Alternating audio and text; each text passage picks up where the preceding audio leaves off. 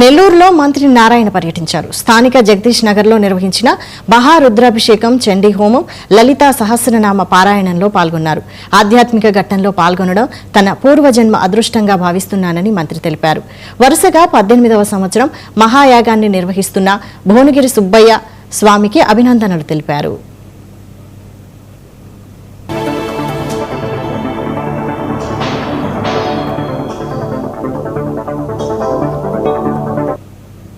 నెల్లూరు కార్పొరేషన్లో 42 resident welfare associations ఉన్నాయి. నా యొక్క సిటీలోకి వచ్చేళ్ళకి 24 ఉన్నాయి. అందులో ఈరోజు Srinivasa Nagar resident welfare association వారితో నేను కూడా ఇంటరాక్షన్ అవ్వడం జరిగింది. వీళ్ళందరికీ ఒక షెడ్యూల్ ఇచ్చాం. ప్రతి నెల ఒకరోజు మా అధికారులే ఒక టీమ్ ఆఫ్ అధికారులు, అంటే శానిటేషన్ కావచ్చు, రోడ్స్ కావచ్చు, వాటర్ కావచ్చు, ఎలక్ట్రిసిటీ కావచ్చు, దానికి సంబంధించిన అధికారులు, సచివాలయం స్టాఫ్, అడిషనల్ కమిషనర్లు వీళ్ళందరూ ఇక్కడికి వస్తారు. నెలకు ఒక రోజు వస్తారు. ఈ యొక్క రెసిడెంట్ వెల్ఫేర్ అసోసియేషన్ కూర్చొని వాళ్ళ సమస్యలు డిస్కస్ చేయమన్నాం. పబ్లిక్ సమస్యలు, ఇంటి సమస్యలు కాదు.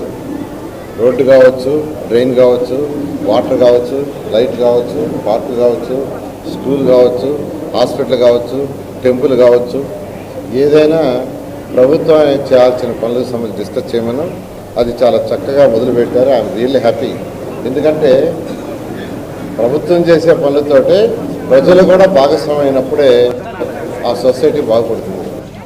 ఈరోజు నెల్లూరులో 16వ డివిజన్లో జగదీష్ నగర్లో మహారుద్రాభిషేకం, చండీ హోమం, లలితా సహస్రనామ పారాయణం కార్యక్రమాన్ని ఏర్పాటు చేశారు.